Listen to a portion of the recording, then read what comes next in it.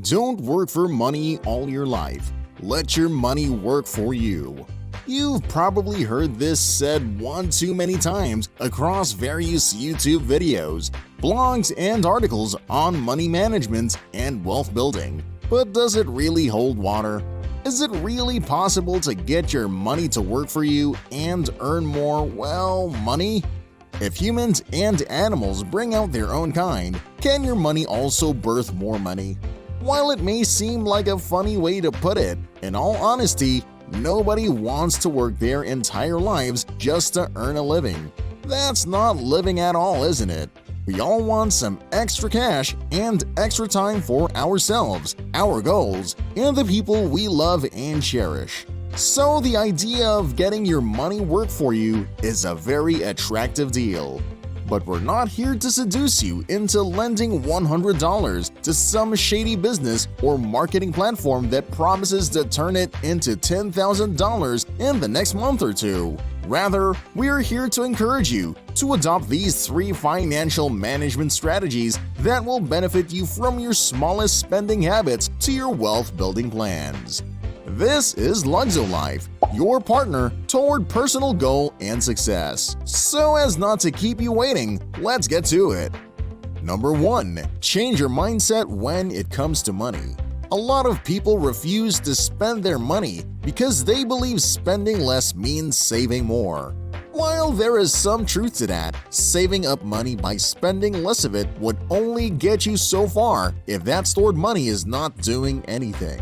More so, if you typically have a shopper's appetite for useless things, then you should definitely spend less on that to save up more. However, you need to realize that saving up money simply isn't enough to negate the economy's unstable fluctuations in inflation and recession.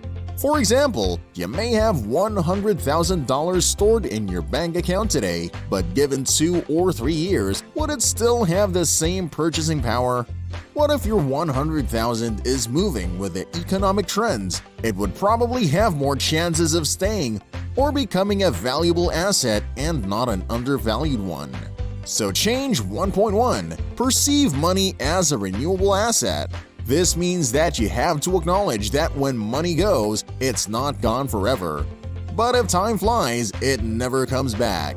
Don't be afraid to spend money on educating yourself, learning new skills, and obtaining new assets.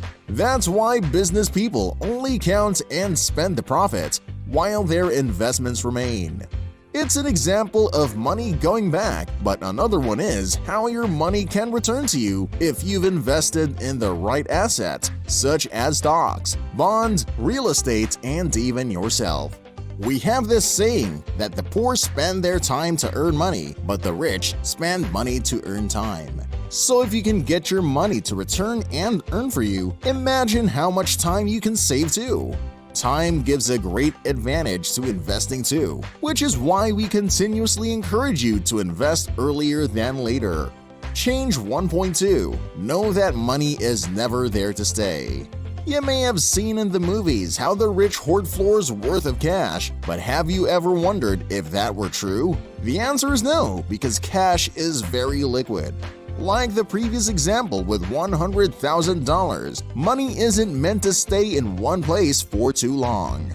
Even some short-term and medium-term investments have maturity dates. Money has to move around so it can start working for you, and one way to do that is by investing in a number of platforms. Number 2. Appoint your money to specific assignments and roles. This is beyond budgeting. This is budgeting with a plan for each segment of your money. Just as how every business or company imparts roles to different employees like Bob, Joe, and Jolena, you also have to assign specific jobs to your money, namely savings, investments, bills, emergency funds, debt, and necessities. Allocate your money as percentages. For example, 30% goes to savings, 10% to emergency funds, 10% to investment, and so on. Assuming you've laid out your budget, now comes the assignments. If you're already saving 30% of your income every month, what do you want to do with it? What do you want your savings to do for you? Housing, a new car, kids' education or college fund? Assign a specific work or goal to your money so that you'll have a clear view of why you're putting money into that area and what you want it to do for you. How about your investments? What do you plan to achieve in the next 5 or 10 years? Do you want your investment fund to buy you a business, stocks, or real estate rentals perhaps? It's not enough to just budget per se, putting your money into one area without a concrete plan or assignment for that part of your money. Always remember that money is supposed to do something so it can start working for you and not you for it. A tip on saving: a good rule of thumb is not to touch your savings until the time is right. But that doesn't mean you should leave your savings safely stashed away in some bank without earning anything. Open a high-yield savings account, which is like your standard savings account, but has the potential to earn higher yields or profits.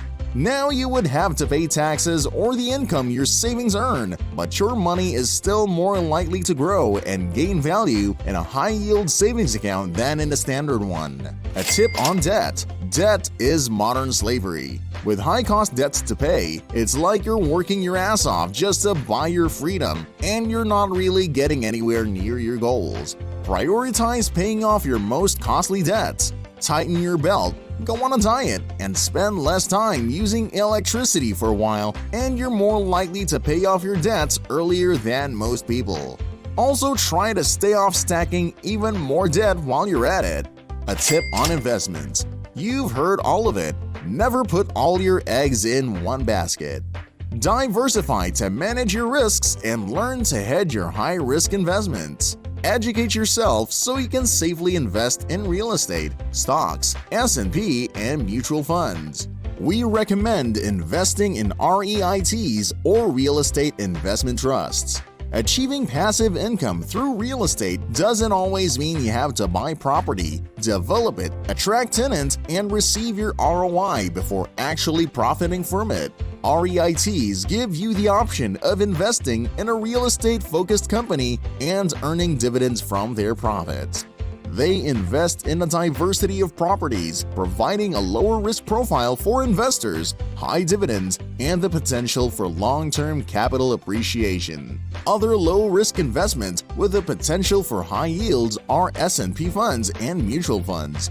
The S&P 500 invests in 500 of America's largest companies and is one of the strongest markets in the world.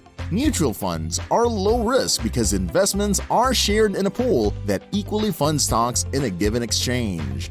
Of course, despite stocks being more high risk than other funds, they are your best friend when it comes to long-term financial goals, so you should still invest a part of your income in stocks. Number 3. Take advantage of technology.